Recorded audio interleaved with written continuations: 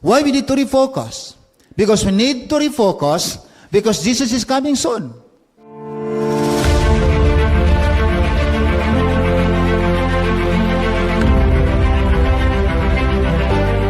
Now, why we need to refocus? It's not only confined in one area, in one segment, in one place. Because look at this, how many countries are unreached? How many nations? How many languages? And how many people groups? Imagining 69 nations all throughout the world that we consider them as under 1040 windows. Why there is 1040 windows? Actually, it's not that the people there could hardly be reached out or the people there could hardly be baptized. But the problem, why we need to refocus, because the 1040 windows countries, 69 nations, their mindset is quite different from the mindset of the Filipinos. We are looking beyond the horizon. When we can see a person walking by and said, oh, he is a candidate of heaven. I want to talk to him. I want to present him the gospel. That is refocusing for the salvations of men. But these people actually within these nations, I did not put all the countries there, but 69 nations, 5.3 billion people, 8,000 plus people groups, and 3,000 plus languages. Why they belong to the 1040 windows? Because the members of those nations, actually, they are just looking down. Never to look on the side or up or behind. What does it mean? Looking only for the benefits of their family. Looking only for the good of themselves. I just remember there was one man when he was going down, and then before starting to walk to his destination, he saw a $5 bill. And so at that time he said, oh, I saw a $5 bill. And so he picked it up and said, oh, there's actually a blessing if you always look down. From that time on, as he came out from his home, he started stooping down, looking for money. Why? Because of that $5 bill. For 21 years, he did that. And he accumulated $361, 21 years. $361 only. But what were the things that were lost? He lost his sight. Why? Because he never looked to the sunrise. He never looked to the smiles of his friends. He just stooped down. He needs to refocus his concern, not to the earthly things, but to the things up there. That's refocusing. And prioritizing the work of God, that's refocusing. Look at this, the book of Matthew 6:33. In the contemporary English version, but more than anything else. What is the refocus? What is the focus and refocus? More than anything else, put God's work first. What is the priorities in your lives? What are the concern of the young people today? The millennials. Oh, happiness, joy, contentment, laughter, camaraderies. Going there and going here. You know what? We have to refocus. And what refocus that we need to possess as young people? Look at this in verse 33. Put God's work first. And I'm so happy. One of the 1,000 missionary movement who became part of the 62nd batch, she was working in a very, comfortable, very prestigious work as a work of the airline.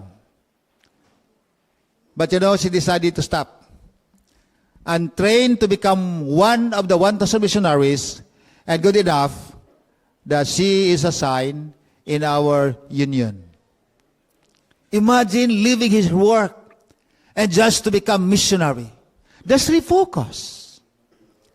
Refocusing by the young people, we have to refocus about God's work. What is our priority? God's work or the comforts of this life? Refocusing, do what He wants. What God wants for young people today.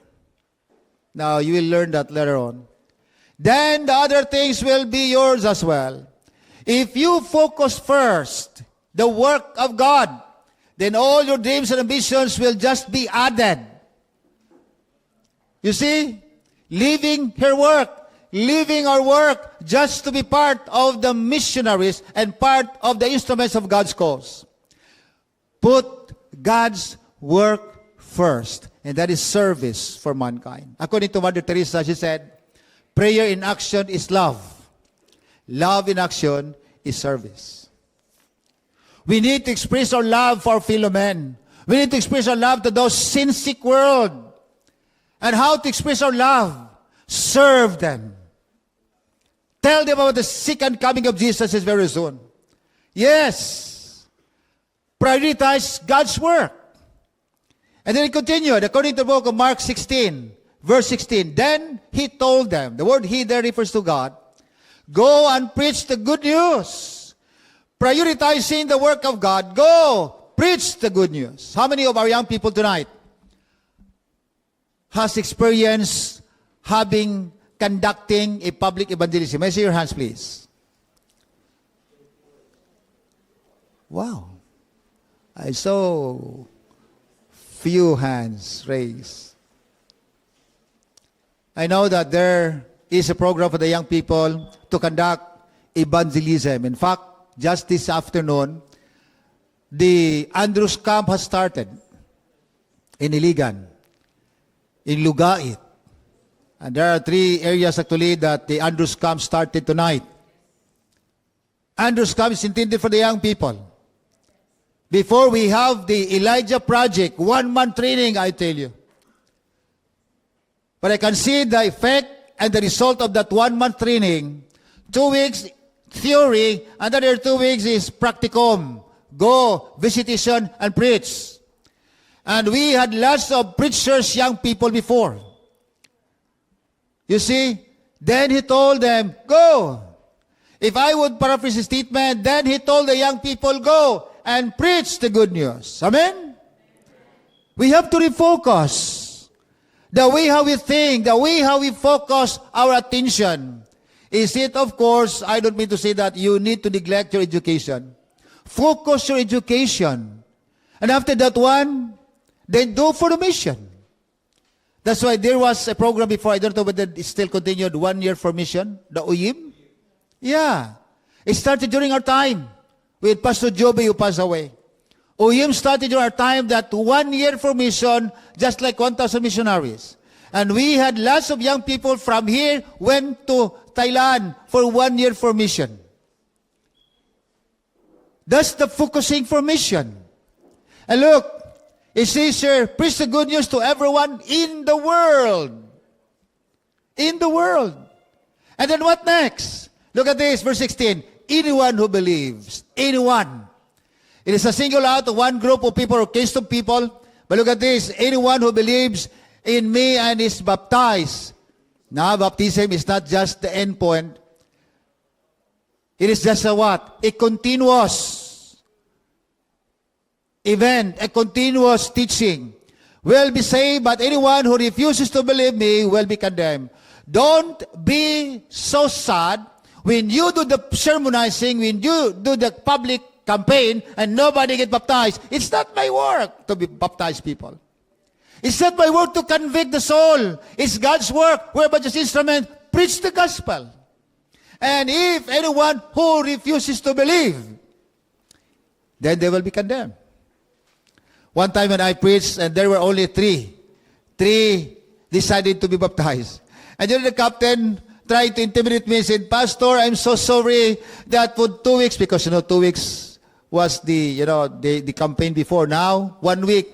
And now I heard on 4 days, and now 3 days. I say, how come? And after 2 weeks of having campaigns, the captain said, Pastor, I'm so sorry that of all those days when you are here, and then you have only 3 baptisms. And I said, Captain, I'm so happy that I have only 3 baptisms, because if I baptize plenty of the people, your people, it will be a problem for me, because the people here, they are gambler. They are smokers. They are liquor drinkers. And sometimes They were fighting even just close to the barangay hall that I was preaching. And they were there drinking. They were there, the hantak, I tell you. And the captain just looked at them while I was preaching in the barangay hall. I said, what kind of people is this one? 3 baptism, including the house, the family that we stayed, because there was no Adventist in that area. I said, I'm so happy that we have only 3. And only 3 families I have to go visit every week. Why? Why should I be so sad? Look, anyone who refuses to believe me will be condemned. It's not my fault, it's their fault. Your work and my work is just to share the message. But the work of God cannot be finished without you, young people, without me, without us. Look at this, Ellen G. White mentioned in her writing, Gospel Workers, page 351. The work of God in this earth can never be finished until the men and women, the young women and young men, comprising you, church members, rally to work and unite their efforts with those ministers and church officers. In other words, total member involvement. Young people, women, and men, officers of the church and ministers, we have to rally together. There should be a collaborative effort between young men, young women, officers of the church, members of the church, and ministers. We have to shout, I will go. Amen? Amen. After refocusing our mission, refocusing our attention, then we can say, I will go. Look, according to the book of Acts 13:47, what is the purpose? Why God sends you there, sends you to that place? Why God assigned you and summoned you to be in that area? Look, the Bible tells us, for this is the Lord commanded us when He said, I have placed you, I have made you as a light to the Gentiles. My children, I have 3 kids. Of course, grown-up children now.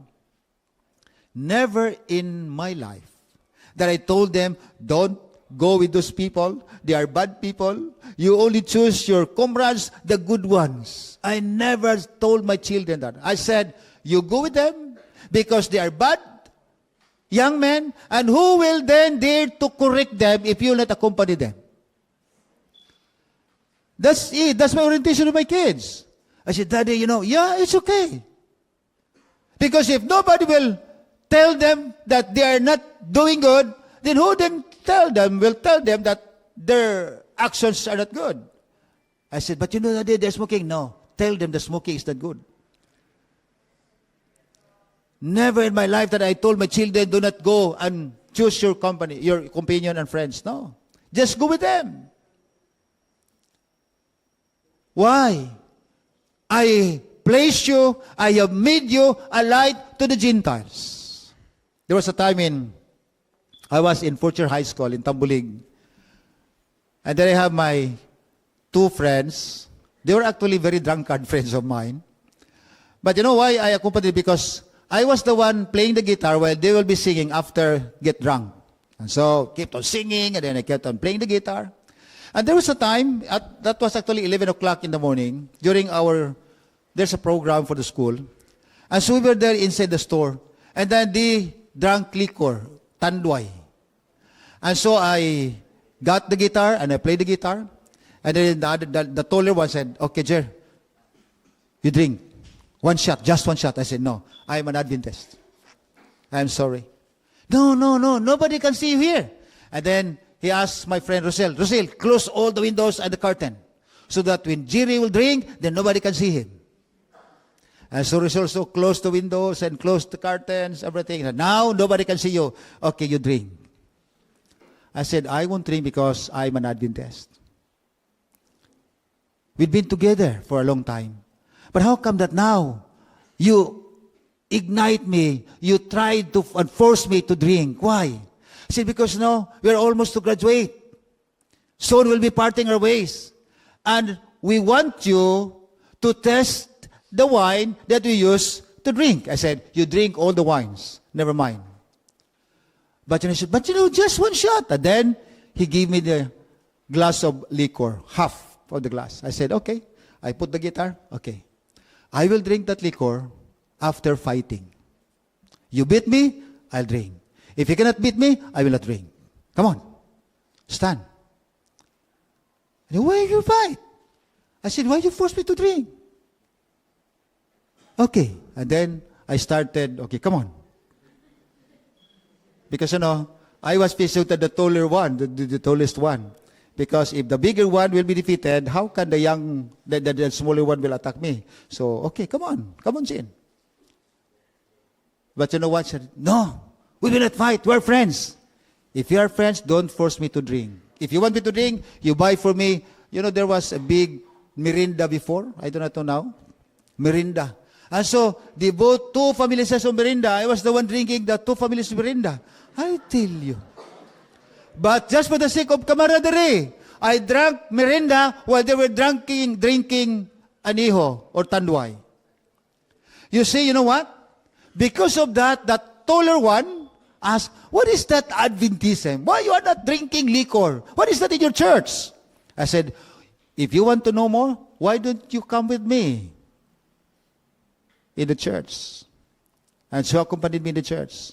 And then we started giving Bible study. And that's the first convert that I had when I was still in high school. I kept on giving Bible study. We went to the church on Saturday, then Bible class. When we were in home, I gave Bible study. And then before we graduated, he decided to be baptized. Yes, I have made you a light to the Gentiles. How if I just tried to have one shot of that glass, half of liquor given to me? Can I be the light for my friends? No way.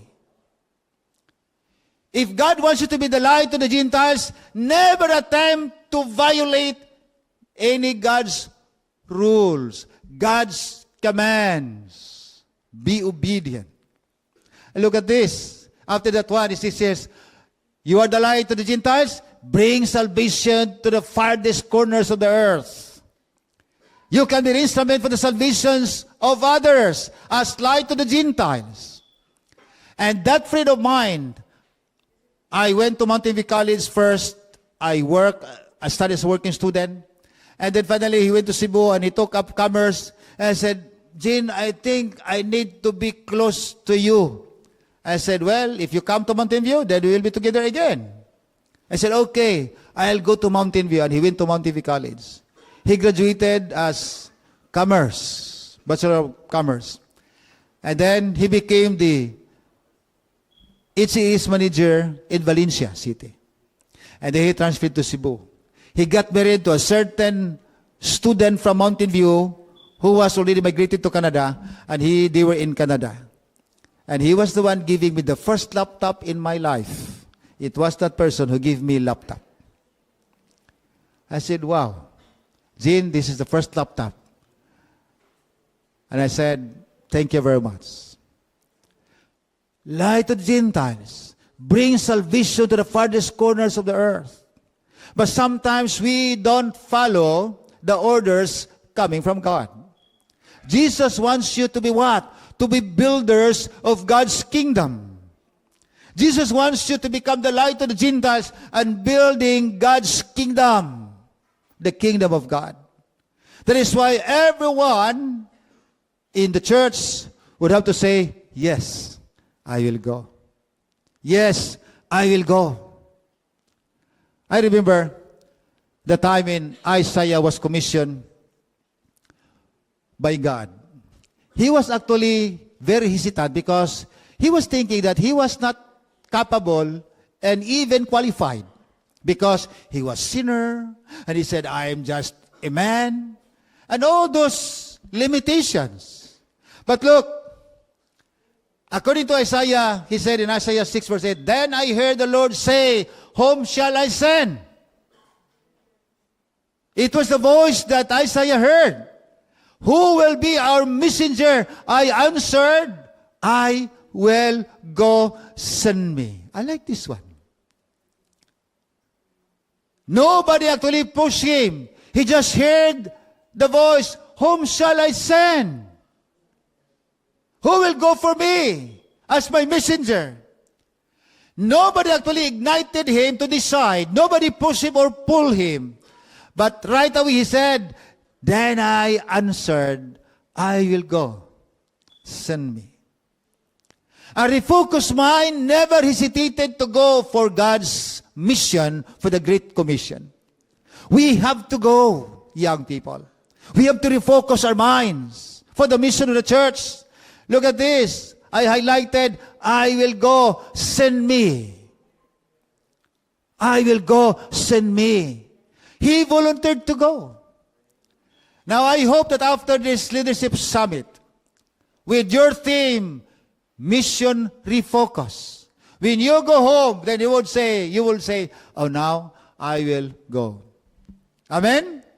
Now, my mind is refocused.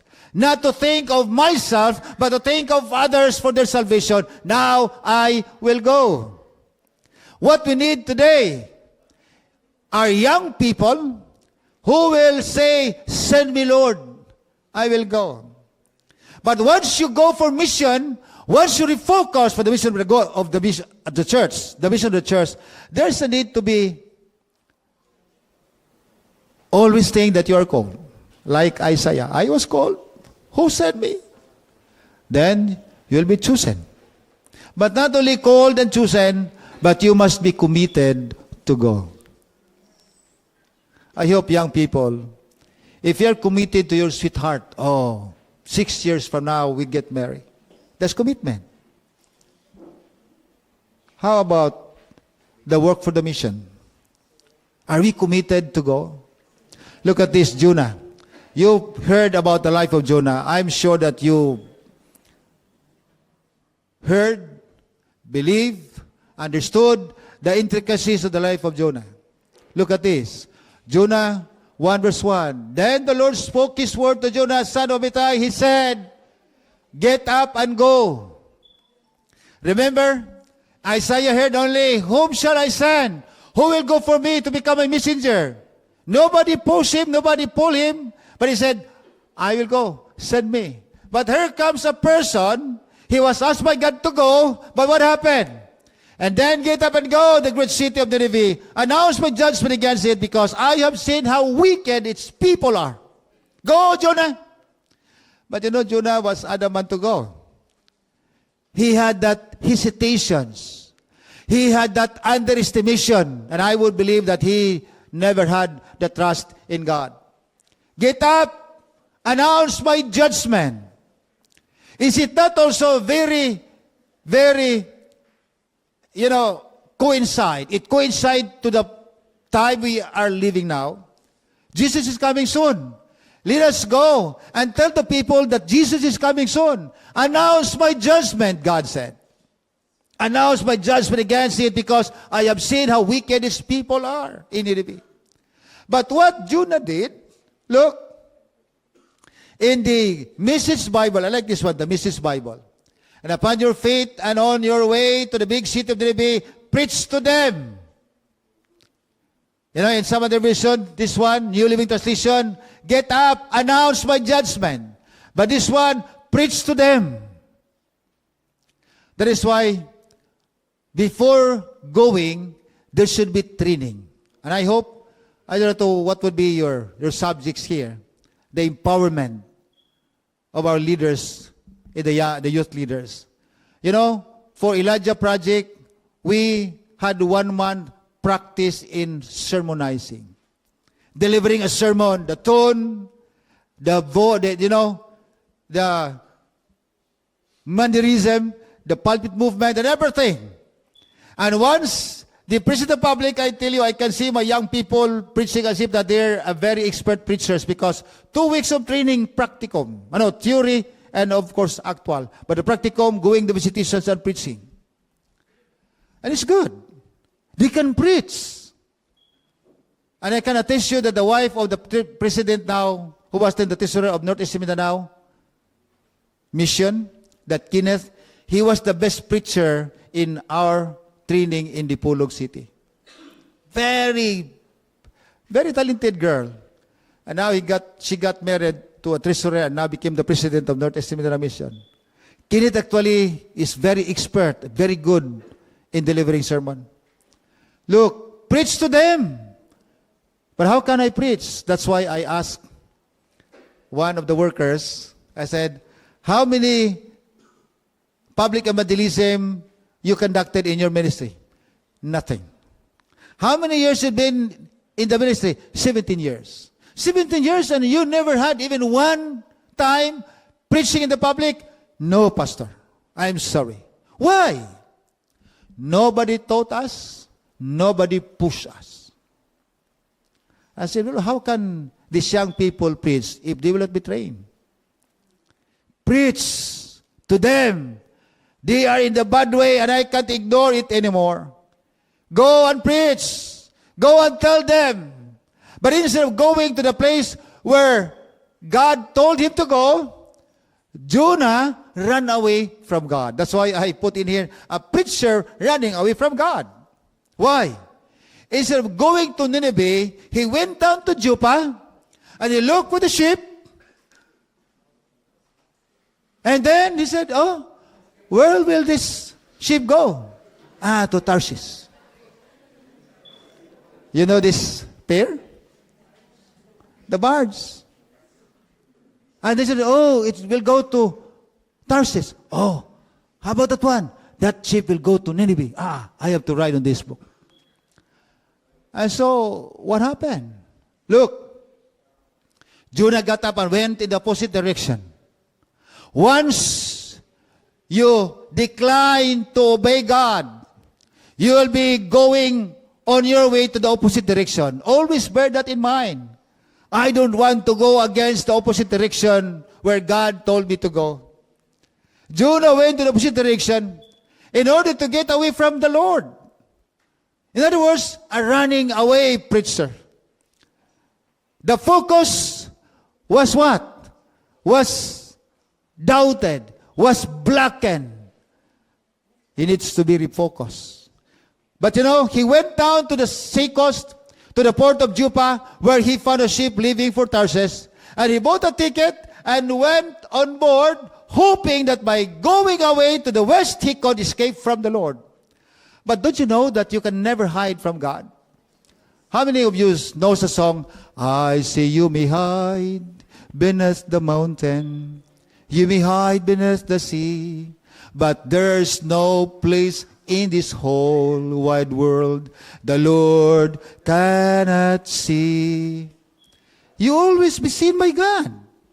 Thinking that he can run away from God? No way.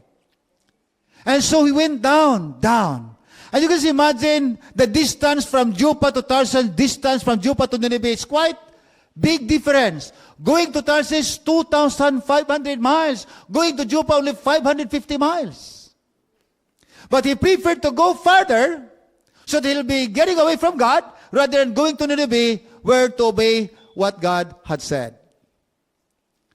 When you fail to have that refocus of mind, to become sincere, faithful follower of God, you'll be getting away, drifting away and away from God. I know that there are young people who drifted one time before away from God. During the commissioning of the 1,000 missionary movement, there was a young guy, handsome guy. He said, I had a little business in our home, and that business is selling drugs. I tell you. And you can see the tattoo on both of his hands. Arms, not hands, arms, tattoo. It goes to show that, this guy must be a naughty guy. But now he opted leaving his home and be part of the 62nd bus of 1,000 missionary. I said, I really so grateful about your decision. I hope you continue following God. Yes, Pastor. I hug him. Thank you for the transformation done by God to your life. I do not know where was that guy assigned. But a good-looking guy. But he drifted away from God.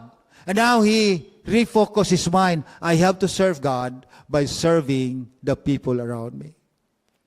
That's missionary focus. And look at this. Joppa.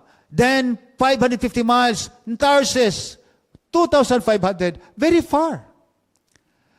But because he wanted to be away from God, God is always looking to this young man, Jonah. And so when God saw that Jonah was riding on the boat, he said, okay, you cannot escape from me, Jonah. And then God sent storms, big waves, and winds. In such a way that the people in that boat were so terrified. And they said, oh, what happened to us? But Jonah was there sleeping down there. He went down to Joppa. He rode on a boat and went down to the second deck or the first deck and then went down and sleep. Down, down, and down of his spiritual life. But God looked at this young man. And what happened? All the mariners were so terrified and they got it together. Let's pray to our God that our God will save us. And so they prayed. But still the storm was there. And so, okay, let's throw the baggages here so that we will become lighter and then the ship will not be tilted down and we all be finished. But you know, when the captain of the ship looked down, he went down and he saw Jonah sleeping. Hey man, why are you sleeping? Why don't you wake up and then pray to your God? Don't you know that we are already about to perish? The storm is so strong. Pray to your God that He will save us. Come on. And so I was thinking, you know, even if you're running away from God, God is looking at you because God has a purpose in your lives. Young people, you cannot run away from God. God is looking for you. God has something in His mind for you to do. And that's the mission. Needless for me to say all my experiences before. But I do not know how many of my companions were already dead now because of our vices before. I cannot imagine. I said, well, you know, but despite the fact of that incident, it was in my mind, the statement that says, behind the clouds, the sun is always shining. I always remember that. Behind the clouds, the sun is always shining. This is not the end of my life. I can change. I can be transformed into a new person. And so I shifted. And I went to Monteview College. God knows the best for us. But we cannot run away from God. There was a boxer before in the world, the person of Joseph Louis Barreau. At the time that he was on the ring, to the opponent said, you cannot run away from me. You are still within the four corners of this ring. I can chase you and I can knock down you. You can't run, but you can't hide. You can run, but you cannot hide from me. I will always box you. And Louis Barreau became the champion because he always said to his opponent, you can run, but you cannot hide. Just like as God to Jonah. You can run, Jonah, go to Nineveh, but I'm still looking for you. You cannot hide from me. And so when the mariners went there, there's no effect of prayer. And when Jonah went up, Jonah was with a circle, and they were now tossing the dial. Okay, who will be responsible of this tragedy we are experiencing now, of this typhoon? And then when they cast lots of the dial, it falls to Jonah. And then, you know, very interesting. I know that God was there. Probably God said, hey, that's it. It's your fault. But you know, these people never knew what happened to the life of Jonah. But when the dial falls on his side, he said, that's very true. I ran away from my God. I am responsible for this typhoon. Please throw me down. Look at this, what he said. Look. Throw me into the sea, Jonah said. He volunteered to be thrown down. You see how many times that he'll be moving down, going to Joppa, and then to the ship, and then to the bottom, and then to the sea. Once you evade the work of God, once you evade doing the mission for the Lord, then you'll be going down, down, and down. Then he said, and it will become calm again, for I know that this terrible storm is all my fault.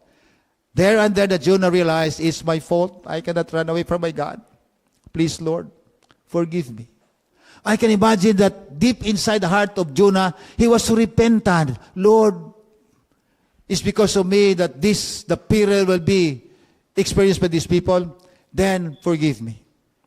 And he was thrown down. Threw me down. And it calmed down at once. Now, do you think that in the mind of Jonah, he was not actually thinking of going to Nineveh? Maybe he said, I cannot hide from God. I should go to Nineveh. Yes, refocusing the mind after that event or experience of Jonah. He refocused his mind. And so what happened? He was there now on the sea. And he said, Lord, you bid me, you asked me to go, but I escaped from you, but I cannot help. Now, help me that I can go to Nineveh. Now, big fish swallowed Jonah and bring Jonah to Nineveh. Right there, while he was floating on the sea, his mind was changed. The refocus has been done. Now, the fish swallowed Jonah, and he was there for 3 days and 3 nights. And what did Jonah do inside the belly of the whale? Just think, I cannot hide from God. He was thinking, I should be at Nineveh and doing what God has told me. Yes, Jonah refocused his mind to obey God. But God is not finished with us yet. God will call us first, second, and third time. Now look at this. Jonah was there now inside the belly of the whale.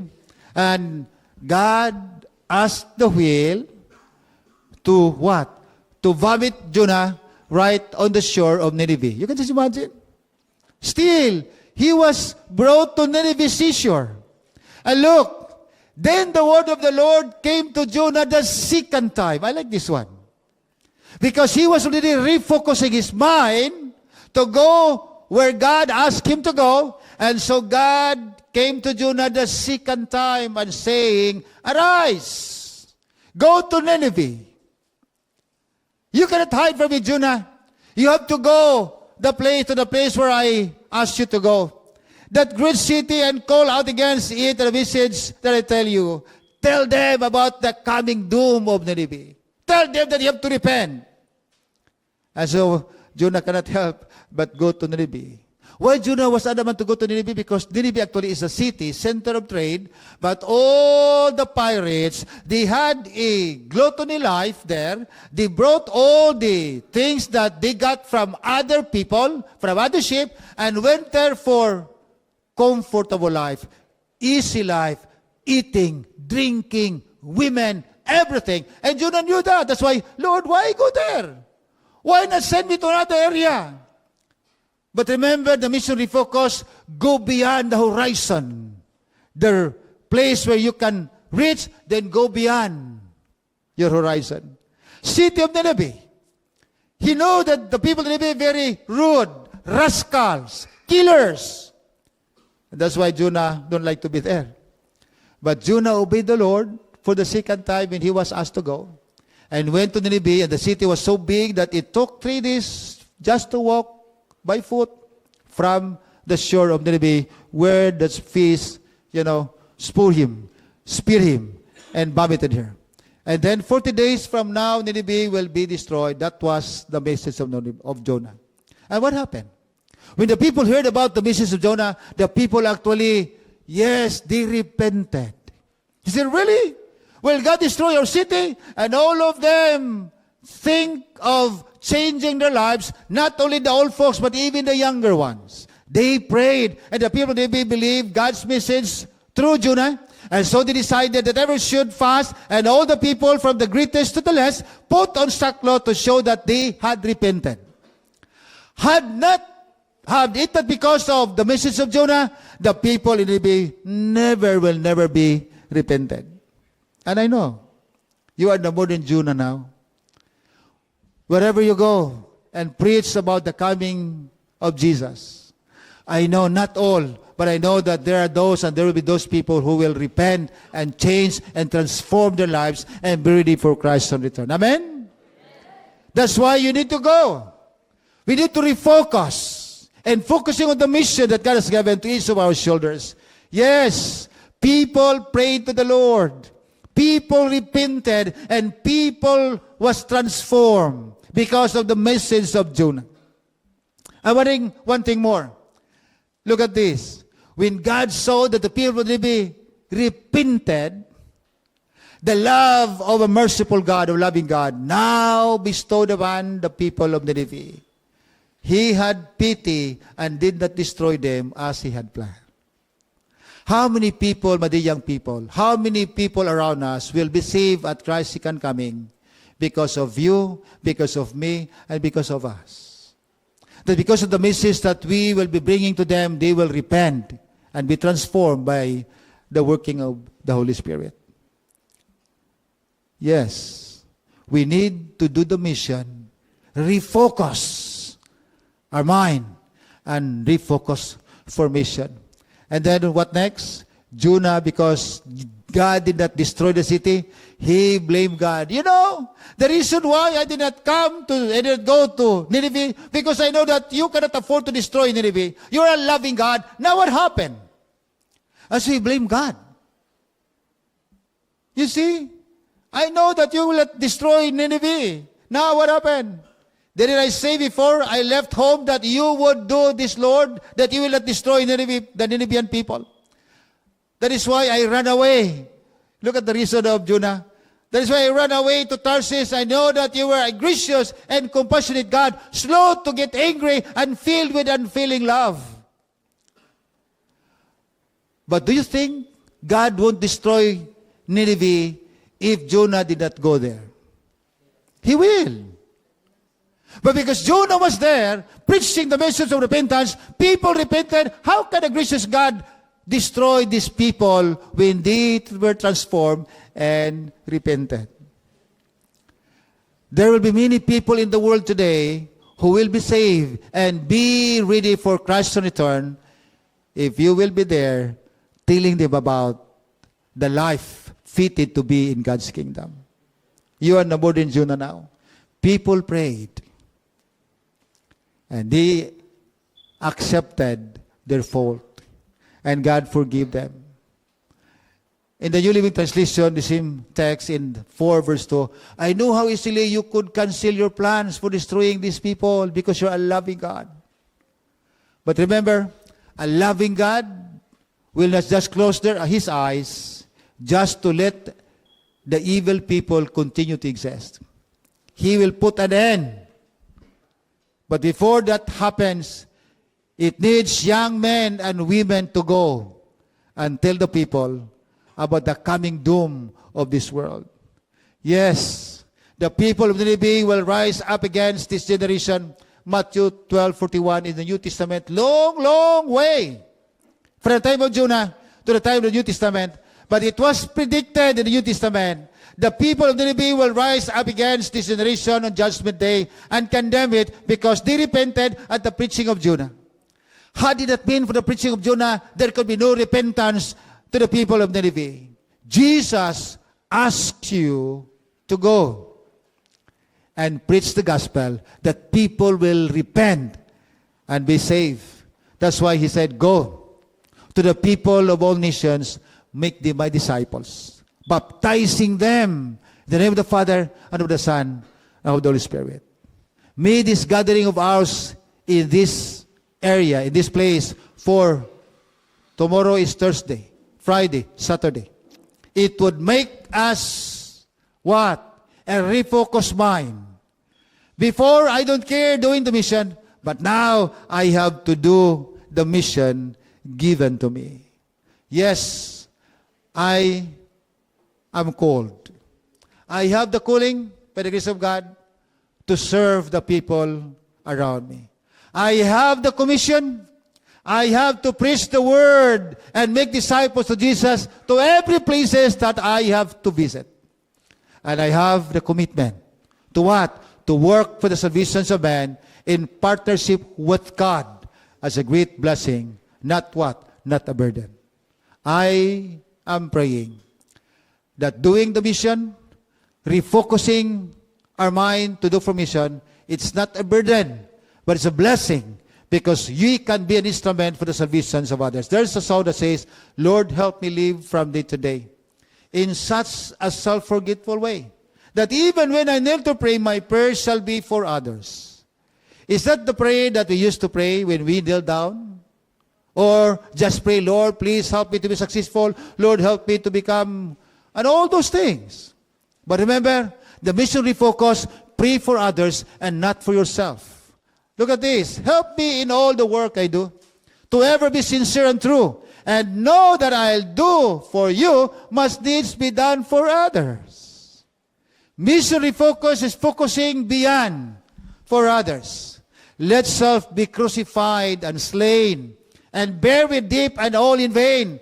Make efforts be to rise again, unless to live for others. And the chorus says, look at this, the chorus says, others, Lord, yes, others, let this by mo to be. The mission refocus, think of others, pray for others, help me to live for others, that I may live like thee. Help me to live for others, that I may live like thee. It is my prayer, because of you, many people will be in heaven, be safe, and living with God forever, because you give them the message, and they repented, and they will be saved. May the Lord bless us this evening to be what? Missionary. Focus for mission. God bless us all.